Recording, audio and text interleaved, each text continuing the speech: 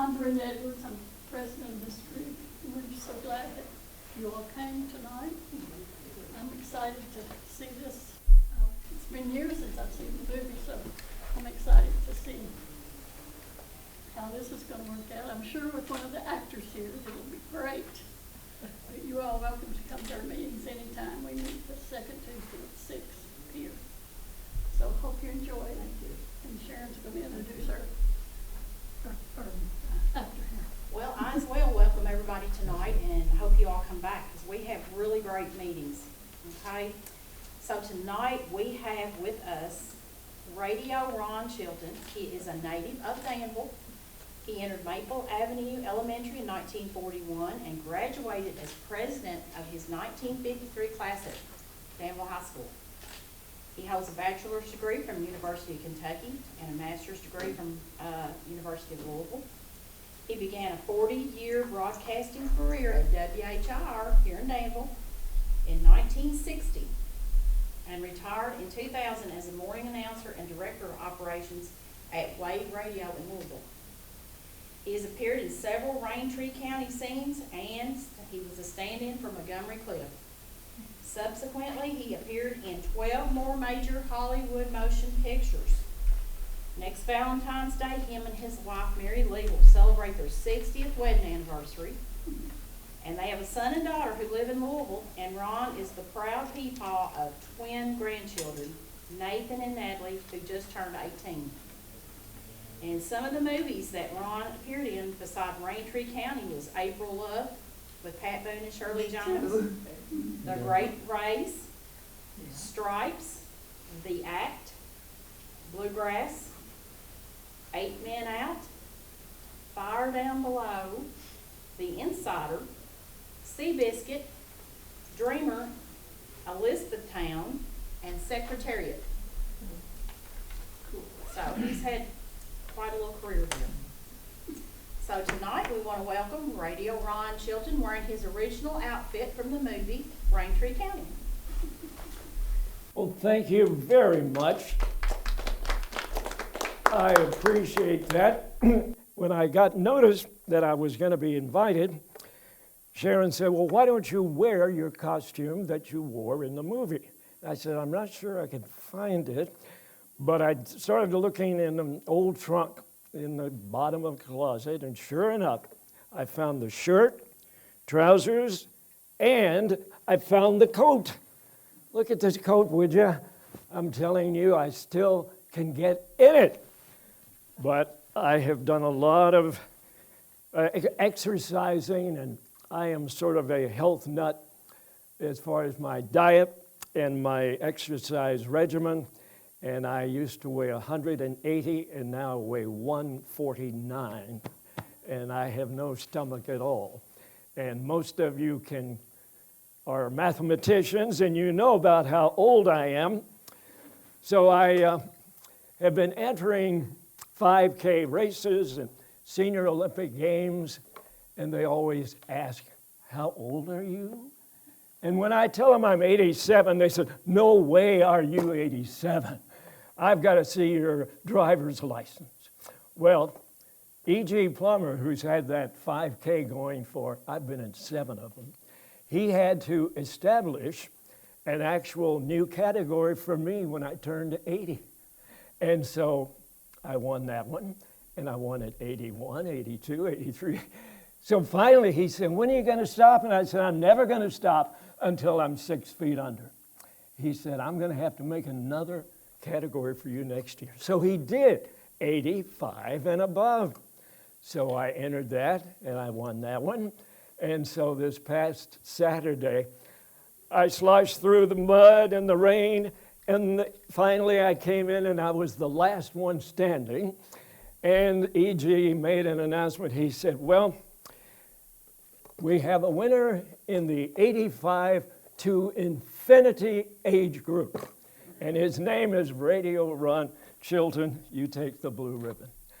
But it's just that I want to stay as active as I possibly can and as healthy as I possibly can for as long as I can. I have delved into the medical science of what it takes to remain healthy in your golden years. I am writing a book called How to Die in Your Golden Years at a Ripe Old Age, but still be young enough to enjoy a health span. Because I don't want to linger on if I am tied to tubes or if I'm unable to walk or run and jump, because I am a decathlete, and my events coming up in September will be to run the 50, the 100, the 200, the 400-meter dash, plus the long jump, high jump, triple jump, discus, shot put, and something they call a hammer throw, where you have to get the centrifugal force. I see somebody shaking. You know what a hammer throw is. And I can throw that dude about 47 feet, maybe 10 or 12 feet. But I embellish a lot. But I'm here to talk about Raintree County. And when I first got the invitation, I thought, well, now I'm really going to have to delve into the recesses of my memory bank. And at my age, that is no small task, but I started trying to sit down and recall my emotion, how I really felt when I found out that the Raintree County was going to be filmed in my hometown. I think TCM has a video out, Movies in Your Hometown, or something like that. And I was talking to John, and he said, you know how much that movie cost back in those days? We're talking about 1956. Wow, 66 years ago. $5.5 million, which sounded like a lot, but what would that be in today's dollars? 50 million, maybe more. But $5.5 million, and you just heard about thousands of extras, and I was one of them. And I remember returning home in May of 1956, and I was had just completed my junior year at UK. And I was excited to be going into my senior class the following year at UK. And I thought, well, what am I going to do for the summer? Lounge around on my parents' couch all summer long. And somehow, and I don't recall exactly, but somebody said, hey, Ron, you're an actor. Do you know that they're going to be hiring people for the movie? And I said, what movie? MGM is bringing we're going to film Raintree County in Danville and Boyle County. Well, I've been an actor since I was 3 years old. My mother, you might say, was a stage mom. She tells me she had me on or in the pulpit of a full congregation, and I recited the Lord's Prayer. She also made a little, I remember I was 5 years old or 6, and she sewed tails, a top hat, a silver cane that she built or made somehow, and I did an impression of, who's the famous dancer? Fred Astaire. Thank you. Yeah, Fred Astaire. And so you might say that she got me interested in acting the theater. I was in every play. I attended 5 universities, and every play I've tried out and usually got a part.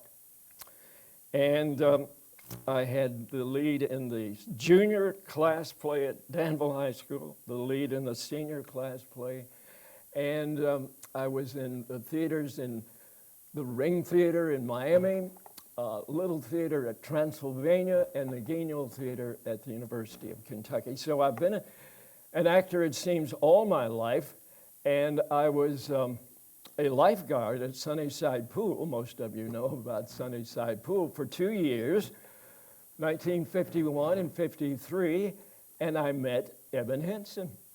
He said, I heard you wanted to be an actor. I said, yes. When I was small, I told my dad and mom I wanted to be a movie star. And my father reprimanded me. He said, don't say you want to be a movie star. That sounds too audacious. Tell him you want to be an actor. So I never mentioned wanting to be a movie star. But little did I ever dream that I would appear in 13 major Hollywood movies. And I was telling John and someone else, I've actually been in 15 because somebody in Louisville who was kind of I guess you could say a movie nerd, he said, yeah, you've been in 15. I said, what are you talking about? He said, MGM loaned out their battle scenes, and I saw you in Shenandoah and how the West was won. So I have actually been in 15 because they loaned some of my battle scenes with my mug on it, and I still can't believe that.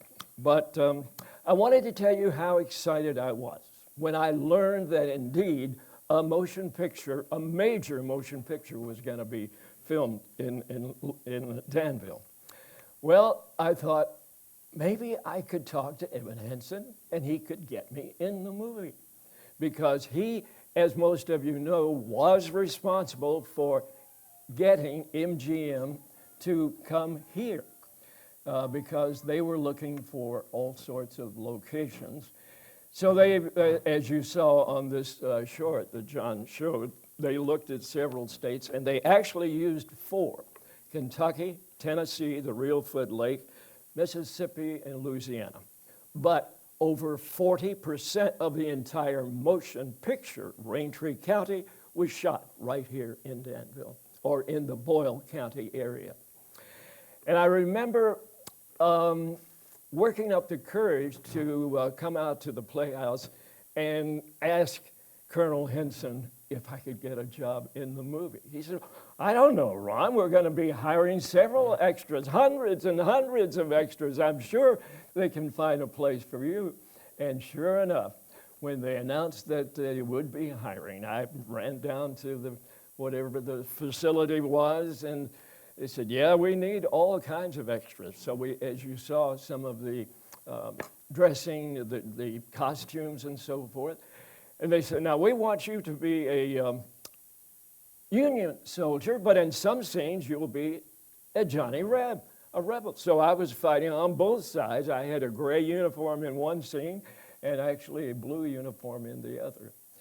And then I remember the excitement, the thrill of getting up, rushing down, and feeling like a movie star because they were putting makeup on us, fake beards. I had long sideburns, and then your costume, and even putting makeup, your eyebrows, and your beard and so forth.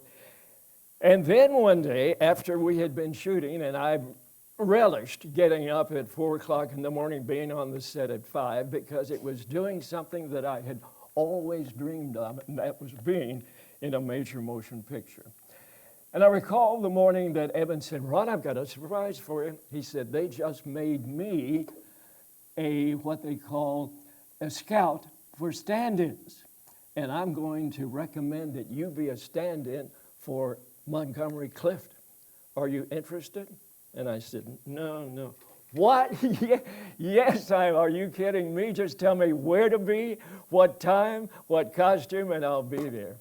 And so I was so excited to be a stand-in for one of the major stars, Montgomery Clift, because he had been one of my favorites. As I told you, being an actor, I imagine, and I went to movies all the time, I imagined myself to be another James Dean, because James Dean came along after Brando, but there was Montgomery Clift before Brando and Dean. And he started making pictures in the late 40s using what they call the method acting, very famous acting studio developed by, or a method by at least Stanislavski, a Russian. And I got to go to New York and actually observe some of the actors in the actor's studio. But getting back to Raintree County, and I wanted this to be sort of a interactive. I didn't want to stand up here and preach or start with an oratory and bore you to death. I just wanted you to react. So I'm going to ask how many, and I don't want to give your age, but had anything to do with Raintree County back then. I know I've talked to you. And what were you doing exactly? I was the producer and director and unit manager's secretary. Okay. That sounds impressive to me. And do you remember anything about how you felt at that time when you realized you were going to be doing that? Well, yes, as a matter of fact, when they approached me, I was still living in Cincinnati. And some circumstances occurred that I moved to Danville because my mother lived here. And at that time, then, why, they had offered me a job when they were here in the fall looking for the locations, and I could not. At that time, I had a job in Cincinnati. In the meantime, my boss, I really loved, passed away, and I didn't want to stay there anymore, so I moved here. And one of the things that, when they found out, the studio called and asked if I would pick up some of the crew in Lexington at the airport, which I did. And then from there, they said they wanted to know where I lived. I had bought a house, and they said, how would you like to rent your house to Eva Marie Saint? Which I did. Good. Because she had a baby, Yeah. and I had a nursery, and it worked out really well. It's amazing. That is amazing. That's what I was hoping to get, some personal stories Yeah. from people. So how did they find out about you, or what was your background, or how did they? Okay, I had secretarial experience, but I was a friend of the Hensons, Oh. and I came down here on vacation to visit my mother. And at that time, they were scouting here for a location, and Evan was having a reception down at his house, which then was on Main Street. And I went, and that's when I met Eddie Wohler, production manager, the director, and Mr. Dimitri? yeah, and so while they were here and looking for locations and so on, they needed some script revision.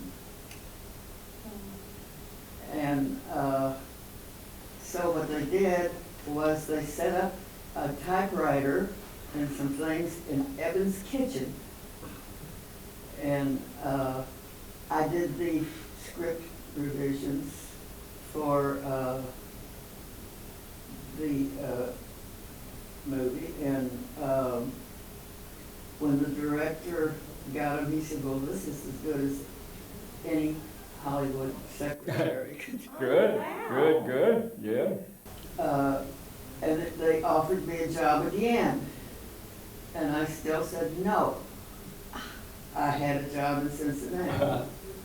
But finally, as I say, my boss passed away, and I came here and relocated. Fantastic memories. Anybody else have any, Herschel, do you have any memories of Raintree County being filmed? My main memories are, I think, when we moved to Danville, Yeah, probably in the early 60s. yeah. My main memories was, what's Raintree County? Yeah. But then I became more interested in it. It's not something that I have a lot of expertise on. Yeah. However, it was always interesting to me as a kid in the winter or something. I'd go hunting rabbits out at Pioneer Playhouse. And I was always amazed about the buildings and all of that. It's like taking a little stroll down yesterday. And I shot several rabbits out there, but But I always liked the ticket office, and I really didn't know what it was Yeah, at that point. a lot of in time. people really wonder what in the world that ticket office is all about. Well, I know now, having been Yeah. out there and known Evan for a number of years, and Yeah. Robbie. But what I would like to know is, in the scene, I'm looking over here with the old Diamond Stack train, where during the filming was the, The one on the right. no, Oh, oh yeah, right there. Yeah, Where was that one located during the filming? Do you remember? no, because I was not in that scene. So Okay. I really can't say. I know that it was close by. And then, of course, The story I Evan, heard it was about What'd you hear? 3 miles outside of town, because that was the closest Yeah. rail they could get to it. And then when it was all finished, Evan said, what are you gonna do with this building? And they said, we're gonna tear it down. And he says, no, can I have no, it? that's Evan for And you. I think they said, we gotta get it out here in Yeah. 2 weeks or something. He said, I can get it out here in 2 days. Yeah, exactly. Of course, it didn't have any back on it. It was just a front, like most sets It was are. a facade. So he brought it in here, and it's the ticket office at the Planter Playhouse, and they built the back on it, and built the upstairs, and they used it since. Yeah. Interesting. Well, I wanted to digress for just a moment that since you brought up the Pioneer Playhouse, I actually go all the way back to the first year of 1950 when Evan was looking for a location for the playhouse because he had no stage, and he was able to somehow get Darnell Hospital to allow them to come out and present plays. And I was in a little dance band, a combo called the Jack Foster Stardusters. And yeah, ooh, doesn't that sound sexy? The Jack Foster Stardusters. I played a saxophone. I think Bernie Hamilton is still here in town. He played the drums. I think most of them are deceased. But nevertheless, I was in that first little combo, and we played before the play and during intermission. And I've got a picture of that at home. But that was 1950. And then I asked Evan if I could be an apprentice, learning about painting sets and building sets. He said, sure. And maybe one day I'll even give you a part in one of the plays if you're good enough. So as the years went on, that would have been 1950, and then in 57 I graduated. I was drafted in the Army in 58. And then in the mid-60s, I believe 65 or 66, I started auditioning for some parts in the Pioneer Playhouse. And I was in a play called Seven Husbands with Lee Majors, and the other guy's name who became a famous actor was Bo Hopkins. Anybody remember him? I went back and I found a program the other day, and Robbie Henson announced it when I was here for the opening night not long ago, that Ron Chilton was in a play with Bo Hopkins and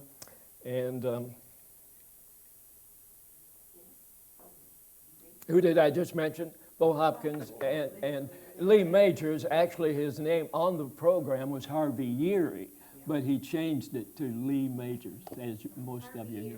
Harvey Yeary. That was his name on the program. So I crossed that out and put Lee Majors, you know, so my name would be right next to his. Ron, my tie-in with that is my brother-in-law, my older sister, was a actor out here also, and he was the understudy for Lee Majors, and he got the part when Lee Majors was called to California to be on the Big Valley Really? TV show in the middle of the run of that play. Yeah. So he became the actor on stage because Lee Majors left. Yeah, to go, yeah, because it wasn't long after that until he became very famous.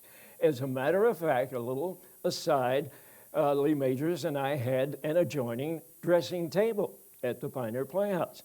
And as actors will do, and what are your ambitions and so forth. And he said, well, I'm going to Hollywood and become a star. And I thought, or he didn't say a star, but he said, I'm going to Hollywood. And I said, it's going to be a tough, because I was thinking about doing the same thing. And I said, do you have any contacts? He said, oh yes, Rock Hudson has already invited me to be his protege. Rock Hudson, the biggest, star at the time. And sure enough, he somehow got him into the studios. And I guess his first job wasn't at the Big Valley, or, yeah, with Barbara Stanwyck. So he, of course, went on to bigger and greater things. And then I was in a play at the Pioneer Playhouse called The Ephraim McDowell Story. And there was a young actor by the name of John Travolta in that. John was only, but I remember him. I think John was 15 or 16 at the time, but he had a small part. And as you know, it was the story of the first operation, I guess. Somebody help me out. Who's in the medical ovarian operation? Yeah. And so I was in that. But anyway, I digressed about the Pioneer Playhouse. It's always been a big part of my life, and that's where I met this lovely lady right up here, Norma. Decided to come and visit. That's Norma Ward. Yeah, and we were decide. sitting at a table eating dinner. It was a table of 6, and I saw this big table. I went over. I said, "Do you have anybody else coming? Could we sit with you?" So we sat down and started talking, and we haven't stopped talking. That's right. And how many years ago was that? 12? Yeah, about 12 or 13 years ago. And we see each other. And from time to time, we used to come to the opening of every play. And as a matter of fact, I was going to mention there were 3 major stand-ins for Elizabeth Taylor, Eva Marie Saint, and of course, me for Montgomery Clift. And I would see those 3 ladies every year at the opening of the Playhouse because they would always come and be invited. And their names were Virginia Bauman for Eva Marie Saint.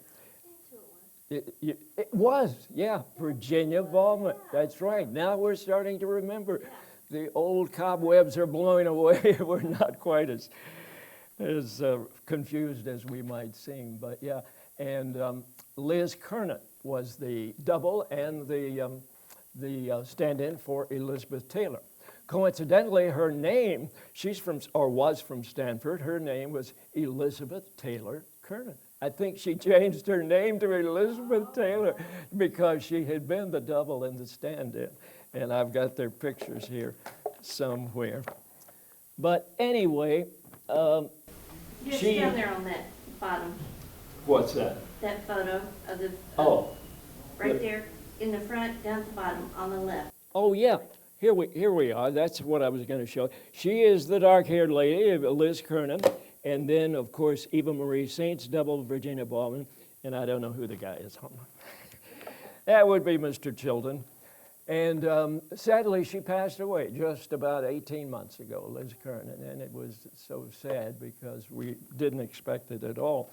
But I had never met the 2 ladies until we had our 50th anniversary celebration at the Playhouse in 2006. So I was delighted to meet them, and they gave me their autographs. I've got them here somewhere.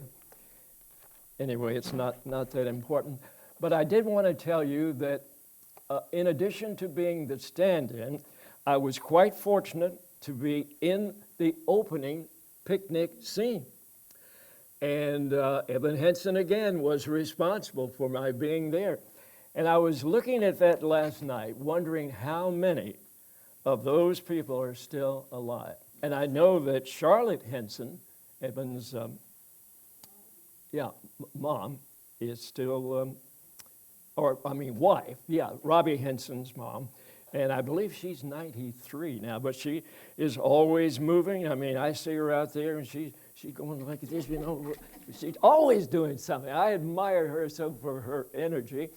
And she went to Bergen School, as I recall. And so she's about 93 years old. And then I was looking at some of the other actors in this opening scene, and you'll see it in the opening credits. And I do know that Larry McGee is still alive, and he lives here in town. and he wanted to come tonight, but he had COVID, I understand, unable to come. But others that I'm looking at have all passed away because the two fellows next to me, I'm the third one from the left. When you are looking at the opening scene of Raintree County, I am 1, 2, 3, and it looks like, well, my wife said that I can't even recognize you.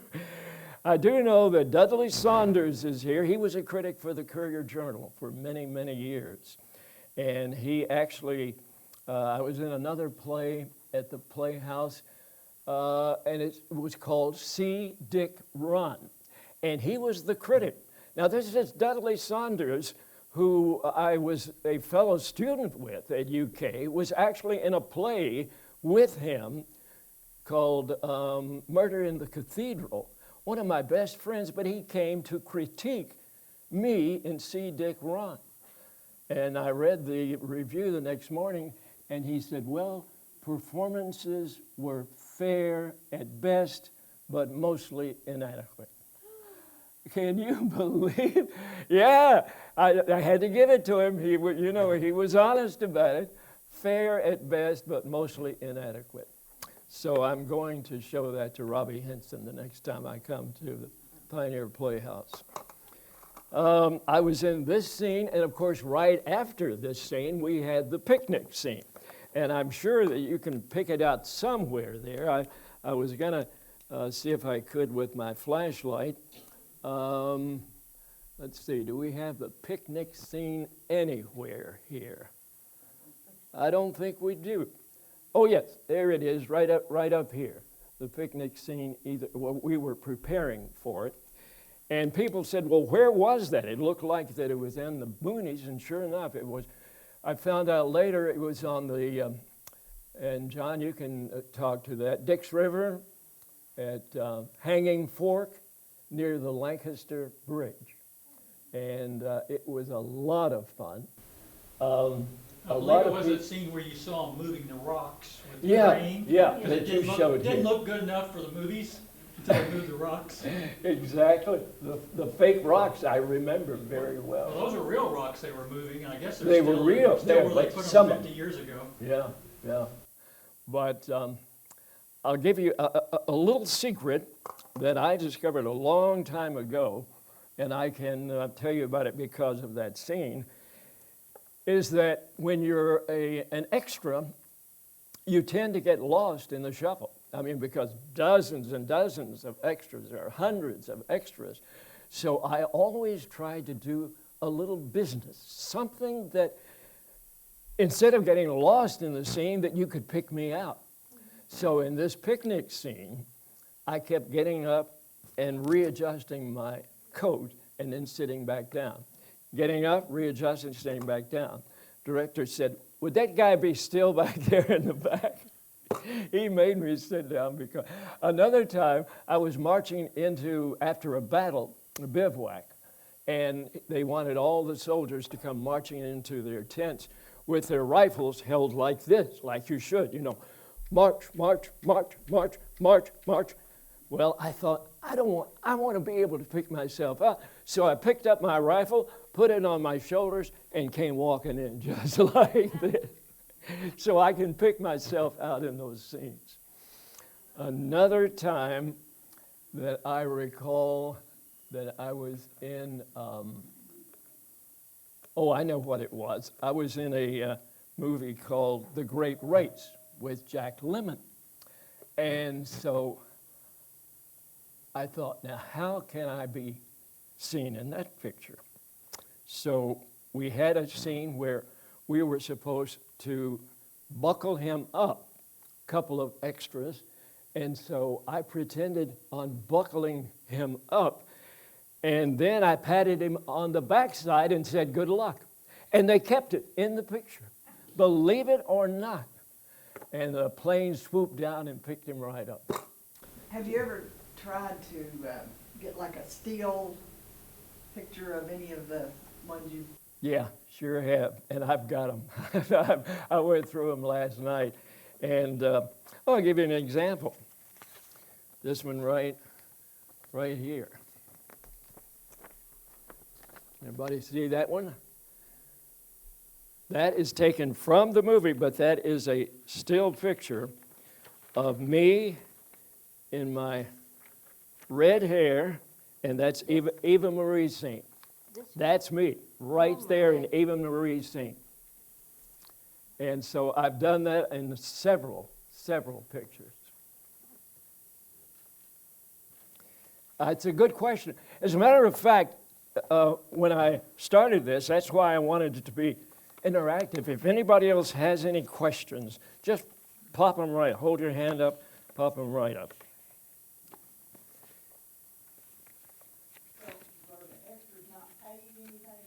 Oh, yes. Oh, we were paid. And I was thinking the other day, someone said, did you make a lot of money? No. We made $1 an hour.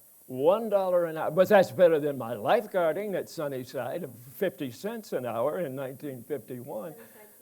What's that? Is Sunnyside here in Danville? Yeah, it was. It is no longer. It was a community swimming pool, and I was a lifeguard there for 2 years. Yeah.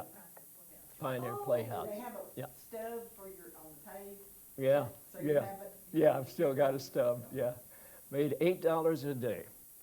But then after I got big time, you know, in Seabiscuit and Secretariat, I started making $250 a day.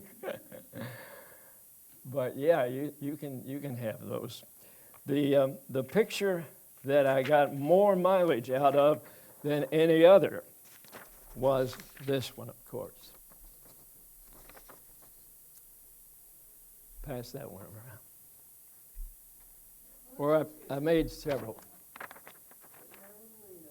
With Liz Taylor, and the way that came about, I always tried to get at least one picture with all of the starring actors, because that way you could guarantee that you were going to remember what you were doing, and that other people could see that you were in that motion picture. So I got pictures with Liz Taylor, of course with Jack Lemmon, and of course with in Fire Down Below with Steven Seagal. But that was the toughest, Steven Seagal.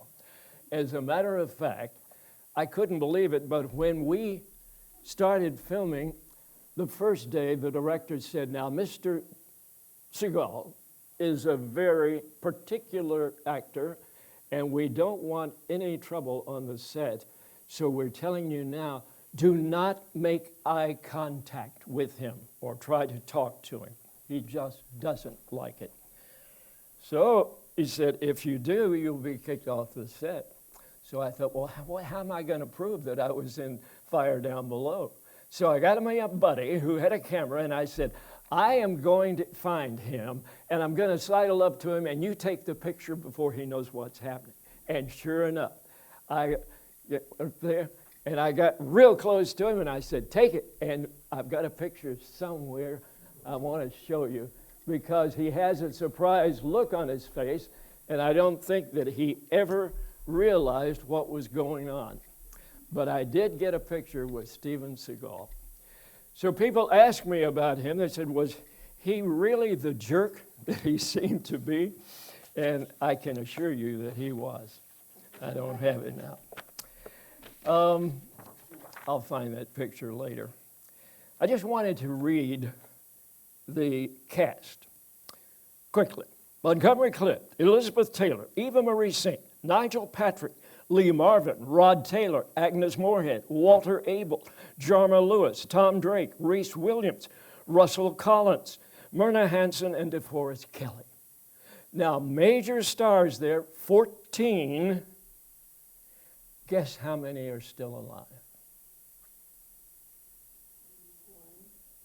Most people say Eva Marie Saint, and you're right. Most people, she just had her 98th birthday. But there's one other, and I went on Google and found out there's one other still alive, and that's Myrna Hansen. She was Miss America, had no speaking part at all, but they thought she would be great to be in the movie because she could be the wife of the, Reese Williams, and she ran off with the professor. but she is my age. Does anybody remember her at all? Myrna Hansen. No, you're shaking your head. You do remember her, yeah. But I thought that was rather interesting. And somebody said, well, you're still alive, aren't you, Ron? I said, yeah, but I'm talking about the major characters. And I'm sure there are many, many still alive who were in Raintree County as extras. Yes, he was indeed. I went on Google, and he passed away a few years ago. Most of them, and of course some great character actors like Reese Williams and Russell Collins. I remember him quite well. Tom Drake, as I was telling you, some people thought I looked like in my youth as Tom Drake, so I started signing autographs. A busload of students came up, and they saw me as stand-in for Montgomery Clift. And of course, I got to tell you this story. I always do. It was a rather warm day, and we were at the Rhodes Mansion, and across the gate, the scene called for Elizabeth Taylor and Montgomery Clift. And so they said, all right, stand-ins. And of course, they have to get the lighting just right and focusing. And they put a little X on your toe, and then somebody brings a little tape where Liz Taylor and Montgomery Clift should be talking over the fence. So I get up next to the fence, and they put the X's on, and I'm looking across at Liz Taylor's stand-in, and I thought, well, this stand-in business is going to get a little boring, so looking at two stand-ins, and then they tapped her on the shoulder. She backed out, and Liz Taylor came in. Yeah, and I couldn't believe it. There I was, nose to nose and toes to toes with Elizabeth Taylor, the queen of MGM Hollywood, and I thought I was going to faint dead away because she was so beautiful, the most beautiful creature I had ever seen.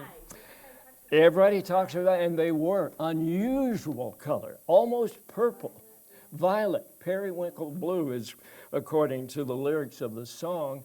And I understood later as I Googled, and you can find out anything on the internet, some things you don't want to, she had a genetic disposition that caused her eyes to be a most unusual purple or periwinkle blue, which also caused her to have double rows of eyelashes. Yeah, but the eyes had it. And again, I thought I was going to pass out, and then I guess, it seemed, much shorter, but about 20 or 25 seconds, they tapped me on my shoulder, I backed up, and Montgomery Clift stepped in. But I'll never forget that. Two other instances that I vividly recall happened on the battlefield. And one was that I was in this scene, and the director said, now there are going to be some explosives. We are using actual mini explosives, but we have dirt and cork packed around these explosives, and you must watch for these tiny flags. They'll be red or black, and try to stay away from them. Don't step on them. And so he said, but some of you will be fatally wounded. So he went around and he said, you will die, you will die, you will die, you will die, you will die. And that's it. Well, we started up, the scene. All right, action. Kaboom! It seemed like the world was going to be blown up. And everybody fell to the ground. I mean, and we were all Union soldiers, and they just passed right out on the ground. And the director, Eddie Dimitri, said, cut, cut, cut. Gentlemen, I designated a few of you to die, but not everyone. If you do, the South will surely win, and we're going to have to rearrange our history books. So please remember who is supposed to die and who is supposed to remain upright. So that was funny, and we all had a big laugh. And so the next time that they had the battle scenes and things started blowing up, they followed the director's orders. The next one I was in a battle scene carrying a rifle, and I look over, and Lee Marvin is on my left. And he looks at me, and I said, okay. I said, I'm looking for the explosion of the little flags. So, all right, action. And then again, we all start rushing, and kaboom, kaboom. And all of a sudden, I look over, and Lee Marvin has stepped on one, and half his beard has come off. Yeah, because it was a fake beard, and there it was hanging off his chin, and he was laughing, and the director said, cut, get some spirit gum over here and repair Mr. Marvin's beard. And he said, I'll tell you, I didn't see the damn flag. I just didn't see it. He stepped right on it.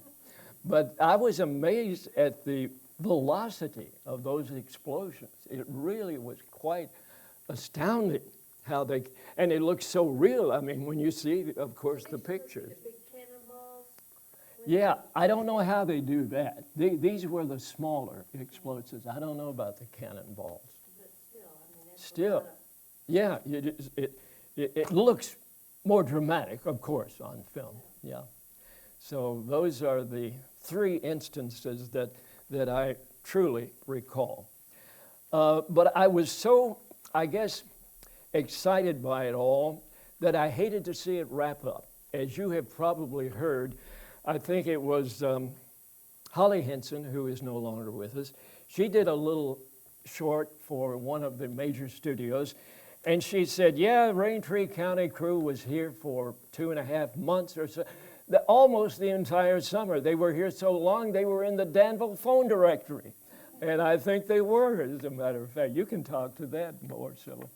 But yeah, it seemed like that we were around for a long time, but it was an amazing experience. I got to, of course, talk to Liz Taylor, and Eva Marie Saint, and people ask who was the most aloof, standoffish, who was the most normal person as an actor, and I guess Eva Marie Saint. She was just a wonderful lady, and as you remember, she had a home out in Beverly Hills. Yeah, your home in Beverly Hills. She had her son with her. Her son with her, and there is a picture somewhere if you want to, of the little boy sitting down. But yeah,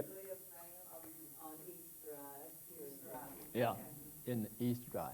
Yeah, but she was. I don't know if you. I mean, I'm sure that you remember her as being just a regular, down to earth lady. She broke a bowl that I had on my dining room table, and I didn't think anything. She searched all over until she found one just exactly like it. And Really? I still got it. Yeah, no kidding. That is a wow story.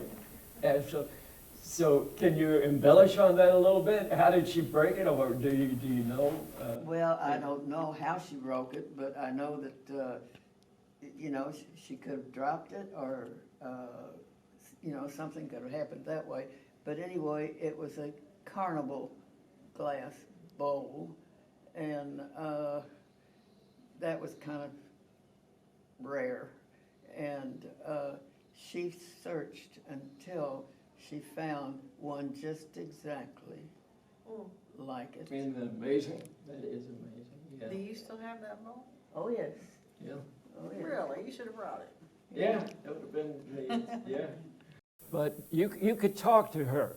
I mean, I spoke to Liz Taylor, but she was rather aloof, and there were a lot of stories about she and Montgomery Clift. I remember seeing on one of those little shorts there, John, that you were showing, they said her husband, Mike Todd, appeared at the premiere the next year, 57. But I know for a fact she wasn't married when she was making this movie. She was getting the divorce right from Michael Wilding. And she was just friends with Montgomery Clift. As a matter of fact, whilst they were here, Montgomery Clift offered her his apartment in New York, to where she could go up there and spend a couple of days with Mike Todd. Oh, okay. That's interesting, isn't it? Yeah. And they were not married then, they were just Buddies. They were buddies. Yeah, they were just going I- together. I know, Uh-huh. yeah.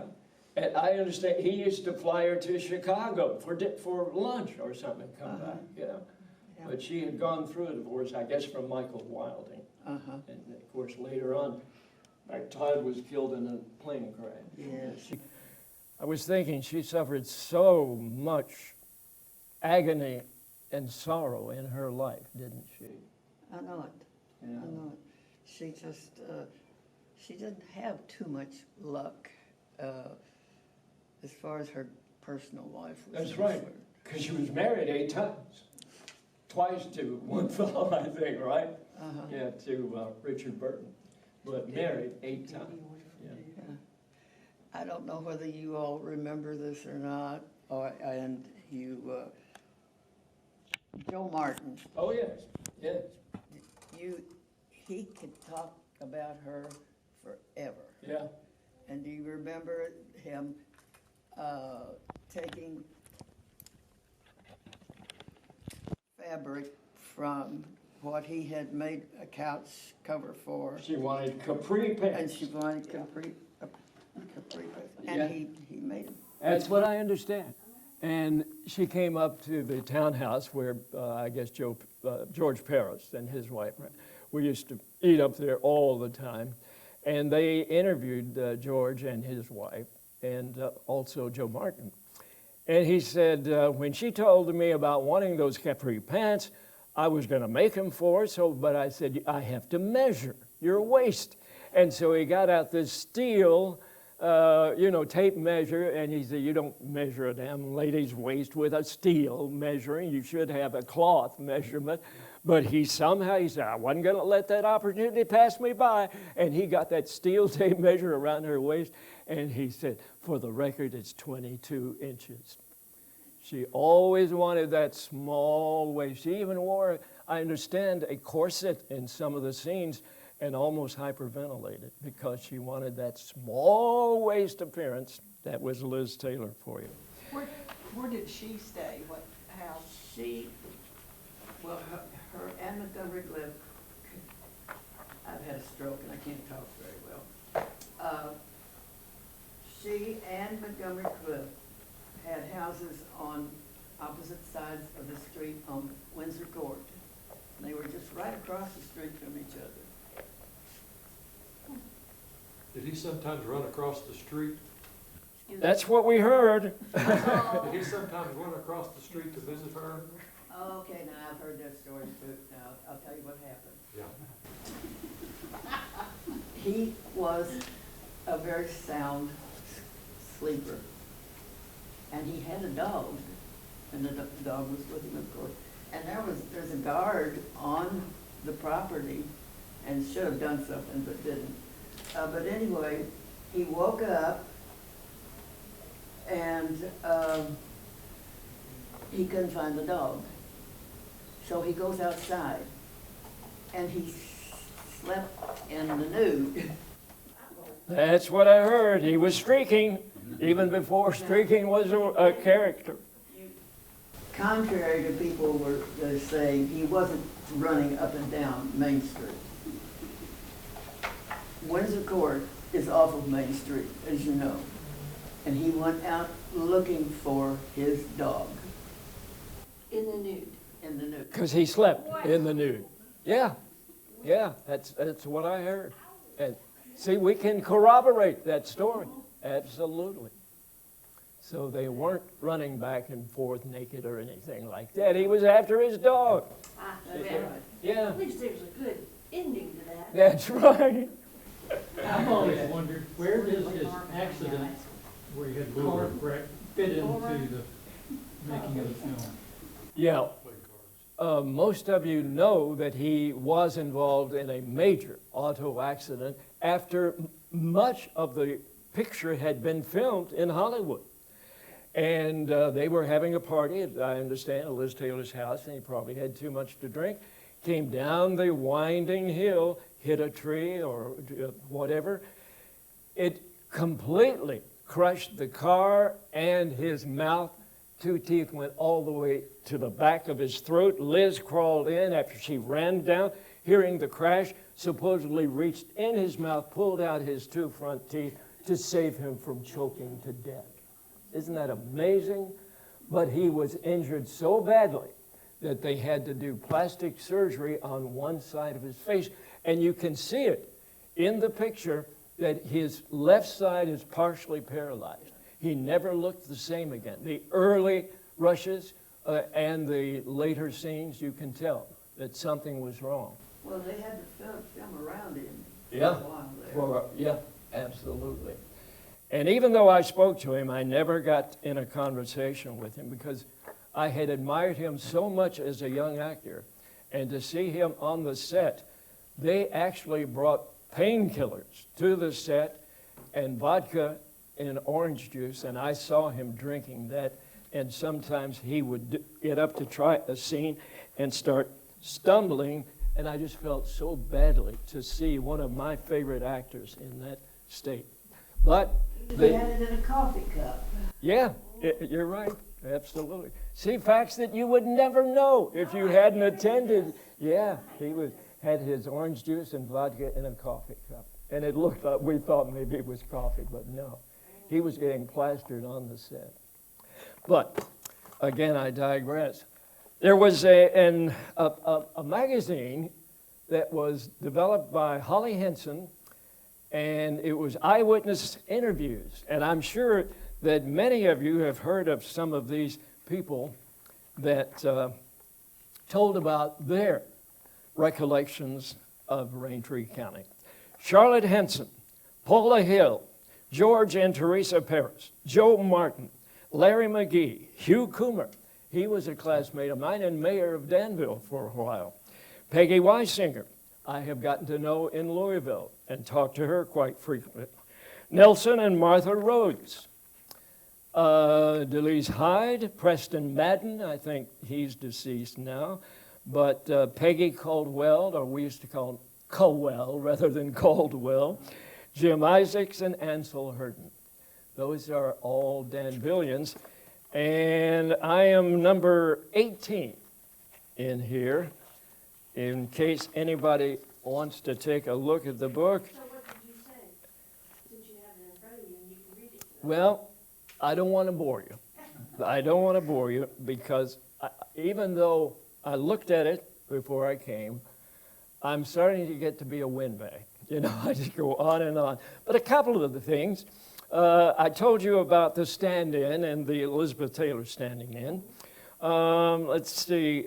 Oh, and a busload of students stopped by just as I was standing across from Liz Taylor, and they rushed up and asked for my autograph because they thought I was one of the principals. And I told them, yeah, I'm Tom Drake, since I resembled him. And then, of course, I talk about the explosives in the field. And let's see. Oh, yeah, and I talked about the Lee Marvin stepping on one of the explosives. And Elizabeth Taylor showed up at the battle scene. And she was in one scene, but she wasn't supposed to be. They were filming, and she came on the set, and she was in the dark sunglasses and the kerchief and so forth, and they didn't know who she was. They said, "Get that lady off the set." And everybody said, "You know who that is? That's Liz Taylor." And I've got a picture of that. She is rushing off of the set, and I'm in that. But yeah, it was interesting to see what each person had to say. And I remember that they filmed this. This was transcribed from the video by Holly Henson, as you can see. But I remember they took a video, and it was shown on Turner Classics. And I said, yeah, they thought it was going to be another Gone with the Wind, but it didn't quite measure up to that, according to the critics. Now, of course, I'm biased. I thought it was a wonderful motion picture, but it was probably panned by a lot of critics for being too long. It even had to have an intermission, right, John? Yeah, and I mean, it was over 3 hours long. Can you imagine sitting in a motion picture house nowadays for over 3 hours. Did anybody here go to, when they showed it at the Kentucky Theater a few years ago? I went, and there was over 100 people from Danville that all stood up and they introduced us. Is that right? Yeah. 100 people from Danville? Yeah, you just went to see it Wow. in Kentucky Theater about 6 years Yeah. ago. Is that booklet that you said that, That yeah, is that, copies of that available anywhere? I'm not quite sure. I think it Oh, might I be. had a What? calendar. I what- think they sold those, didn't they? Yeah, they did sell the calendars, and of course, I got a copy of that right away. But I would think this is available, wouldn't you? Or do you happen to know? Okay, well, It might be up at the Pioneer Playhouse. I think it is. I've seen that. What is the man's name who does all the, with the books and, Bob Powell.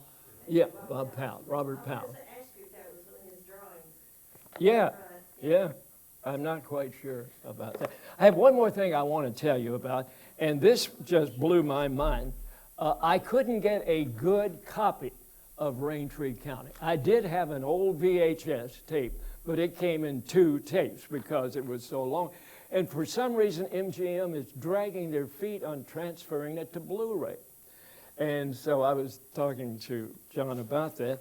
So I ordered a Japanese version. I found out that online you could get a DVD of Raintree County, and of course it has in Japanese. Now, it's in English, but the subtitles and everything you see are Japanese.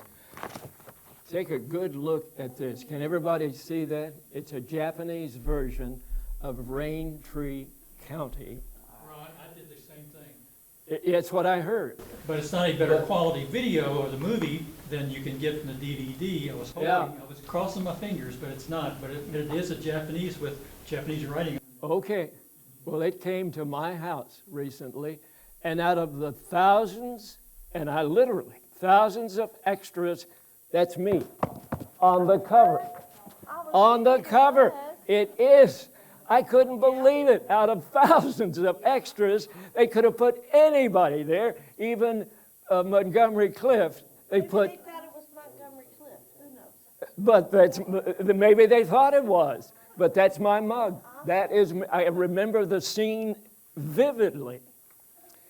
Even the guy over to my left carrying the rifle, he and I were in plays together at UK. His name was Gene Arkle, and I know exactly where I was. But when I saw that, my wife said, "Are you sure?" I said, "Yes, I vividly remembered that." What? What is that magazine? The magazine? What is that I've got so many. Oh, yeah, that's by, Making Raintree County Dreams, Fireflies, by Terry Swindle. And he is from Mississippi. He is a filmmaker, and he has done some amazing things about Raintree County. So if you ever want to go online, look up Terry Swindle. Because we were just talking about things that are available, and let's see, did we decide how many we have? I know that going through all of these, in preparing for this, I have Raintree Revisited, Turner Classics, Movies in My Hometown, Raintree County, Retold, the Raintree County Marker Dedication, a documentary by Terry Swindle, The Summer of Raintree County with PD Academy on there, and then the dedication that we attended, the 3 principal stand-ins up in Newcastle, Indiana. So, you know, I'm loaded with these things. If you're ever truly interested, I can make you a copy. We all know the legend of the Raintree, but I find that I'm more impressed with the song itself. And most of you have heard Nat King Cole. I played him as often as I could when I was a DJ. Yeah, I thought he was one of the best pop singers ever. And he recorded it, and the lyrics were written by Johnny Green and Paul Webster. And I would just like to close by reading. And I'm a romantic, as you can tell. And I always pictured Montgomery Clift saying or singing this, and I don't think Montgomery Clift was a singer, but I picture him singing this to Elizabeth Taylor. And it goes like this. They say in Raintree County, there's a tree bright with blossoms of gold, but you will find the rain tree is a state of the mind, a dream to unfold, because it was there one day with the buds of early May that you came like a flame from the south. And I looked into those eyes of periwinkle blue, and I knew, oh yes, then I knew I'd love you in Raintree County. And I'd find what we all seek to know. We shared the golden dream when we found our true love in Raintree so long ago. For the brave who dare, there is a rain tree everywhere, and we who dreamed found it so long ago. I have one in my yard. Do you? Thank you. Thank you.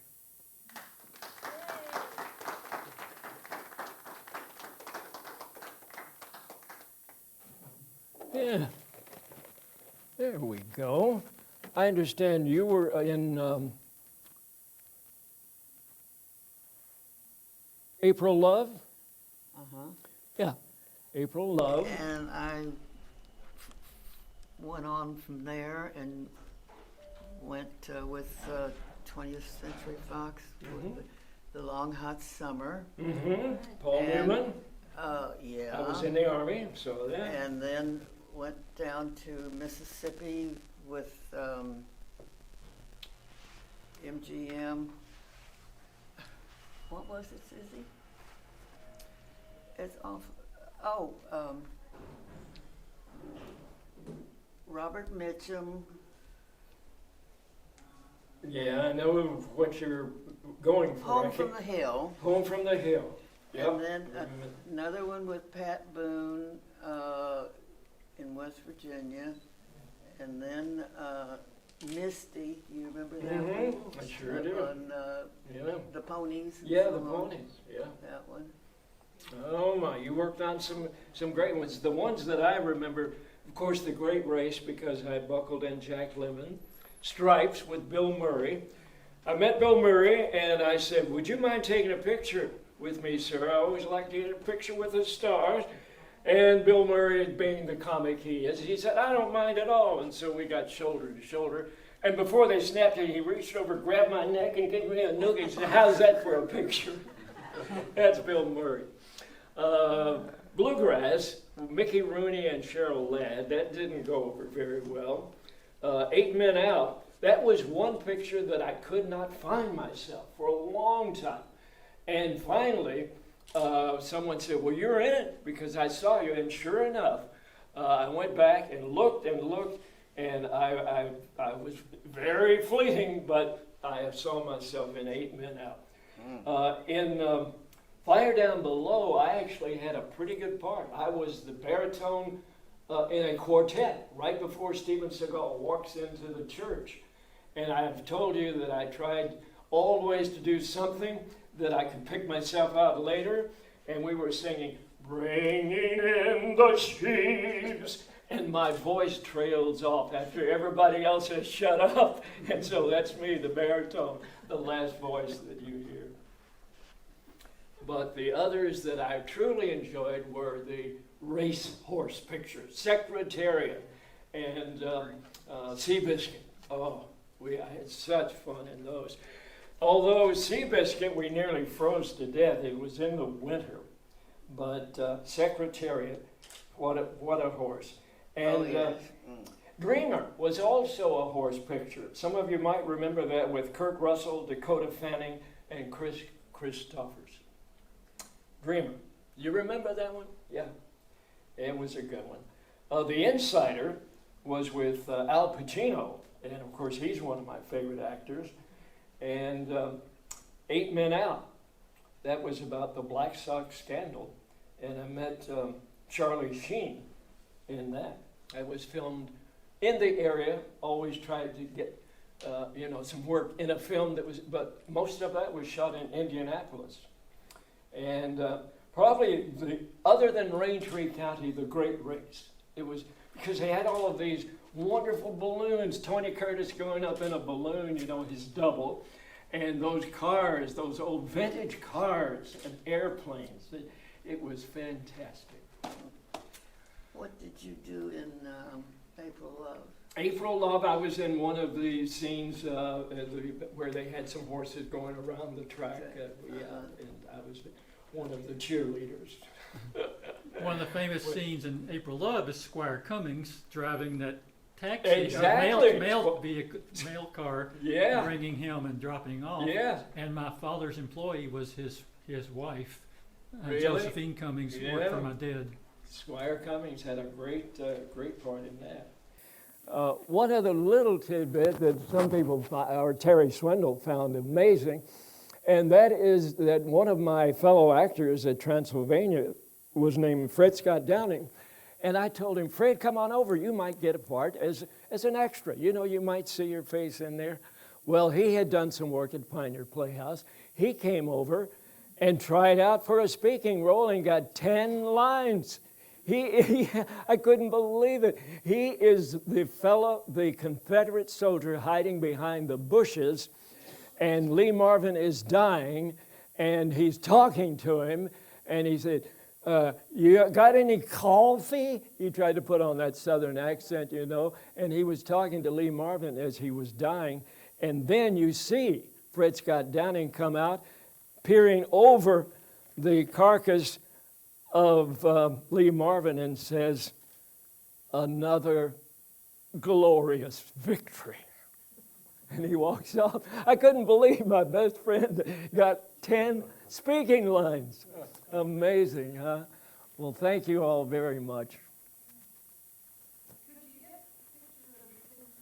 Yeah, of course, of course.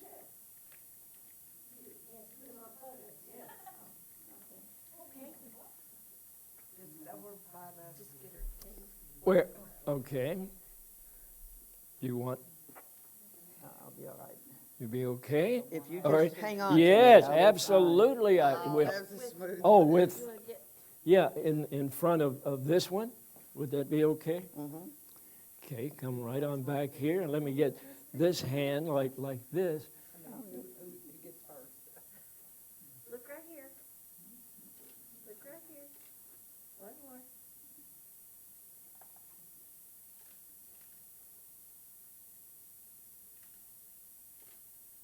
Good. Don't we feel important? Oh, my goodness. Yes. Yeah. Careful. Don't trip over the cane. That would be my luck. I can take one on my cell phone if y'all can stand there just for another moment. Sure. Sure. I never thought about that. We've got it.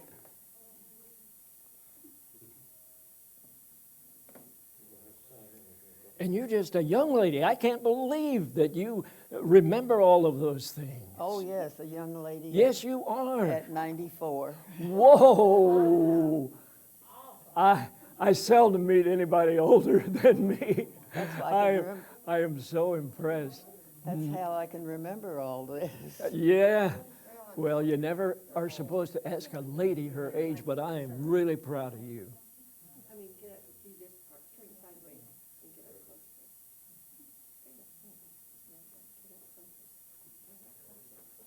There you go. Yeah. So you're wanting me to get headshots, She, is that- she's a professional photographer. Okay, Yeah. and you got your tongue sticking out. Oh, that's right. Okay. I'll get one that way too. Uh-huh.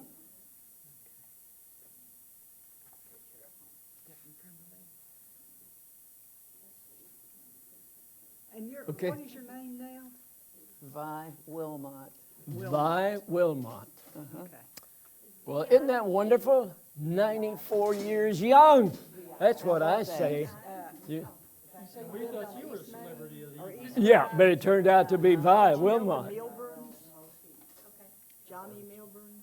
I can remember the name, yes. Yeah, that was my uncle. So, Really? yeah. Well, now, the house that I lived in was right next door to,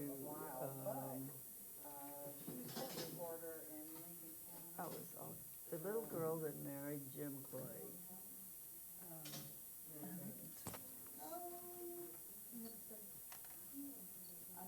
I worked at Farmers Bank for years. Oh, okay. And your name just sounded so familiar, so.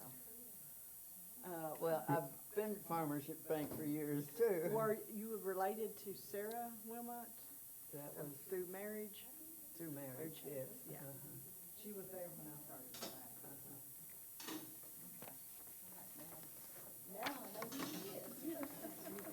Anybody want some more pictures? I ran off a few. In case anybody wants them, come right on up and get them. Of the, yeah, yeah. I have a friend that says he was an extra Really? in the movie. Yeah? Another 1,000, but you may remember him. Skip Connell, played basketball at Center College, and he was 6'7". Oh, Said he drove a wagon. yeah, okay, there, you know, there were so many. Yeah, you certainly would. Well, thank you for telling me Okay, that. might remember. Yeah, I've got extras. But yeah, one of this or one of these, yeah. Got several. Yeah, I got one. You got one? Yeah, Yeah, there's two of yeah, them. good. Okay. Yeah, you will do it. Sweet, thank you for coming. So, oh, God love you. Yep. We've been friends a long time, haven't we? You still going with that gentleman, or you? We got married 2 months ago. Whoa! Congratulations! Thank you. Oh, I'm so happy 2 whole for you. months. His name is Jim. No, Dave. Dave, that's I have a right. bunch of Jim friends. Yeah, No, but Dave. Dave, that's right. I remember now. Yeah, yeah. Oh, well, that's wonderful. That's wonderful news. Yeah, it was like, when I get married or what? Okay. Yeah, okay. So I found a universal minister, I don't know what it was, when we got married. Yeah, yeah. I could have married you because I think I'm one of those universal ministers. I am too, but I Are couldn't you? marry myself. You couldn't marry yourself.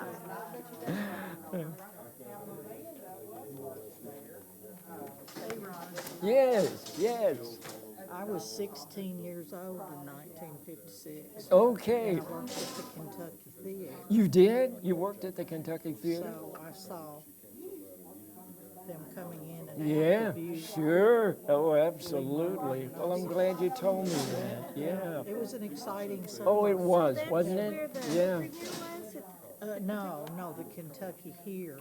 Apparently, I don't know what happened, but I distinctly remember they would watch film that they had Rushes. shot. Yeah, yeah. Each day they at showed the Rushes at the Kentucky I Theater. worked at the Kentucky Theater. Yeah, That's Here. awesome. Yeah. We've got a Kentucky Theater in Lexington. yeah, Yeah. we do. Yeah. And the premiere was held the next year, of course, down on 4th Street in Yeah, Louisville. In Louisville, yeah. And I remember you. Is that right? Wow, you were 16. I was 16, I was 20, and Liz Taylor was 24. 24.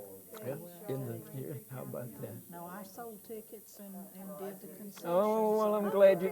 I'm You gl- went to the show, I did that in my freshman and sophomore year. Mm. I moved up You moved up. and Of worked at course. Bowen Garner Furniture. Oh, yeah, I remember that too. Yeah, yeah. Do I recall a brother?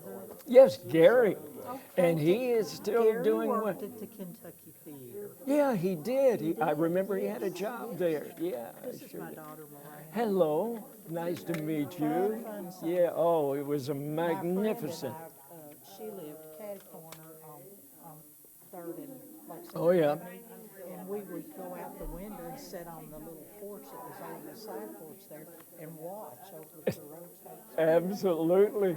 Everybody wanted to catch a glimpse. Well, thank you for saying that.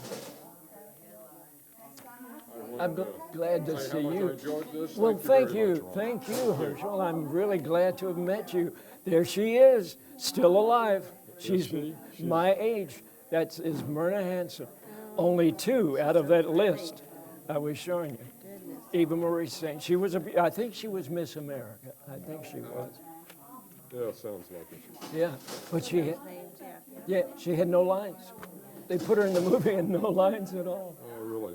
Oh, Yeah. that's- Show up, get makeup, walk through, get your photo made. That's right.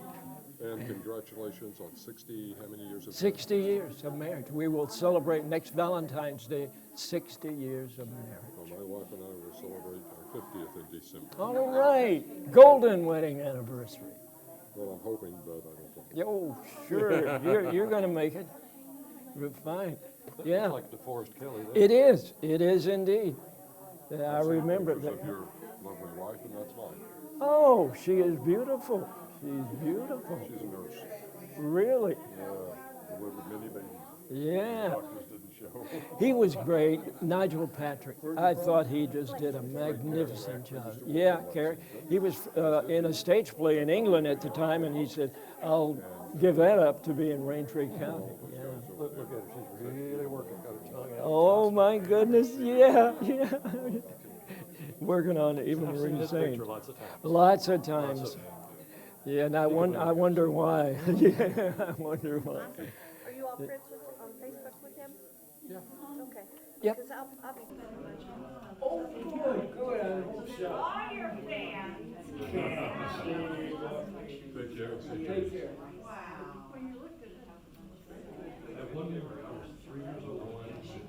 Were you? I gotta go. 3 years old.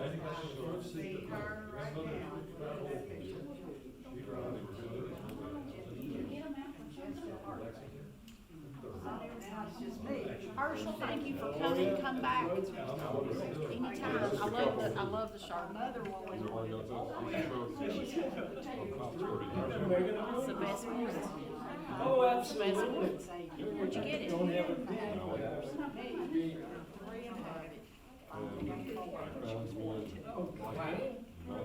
And your name is? Eva? Very rare, this shirt. And I'm looking up to try to find And out I go now, by just 7 miles Raintree. over. Sounds good. And I was walking on this guy came over and said, I just wanted to come over and check this. Thank you. Thank Get all my stuff here so that I can get on the road back to Louisville. He makes me Thank want you to for coming. you. Yeah, these two. Yeah. And Yeah, I these two.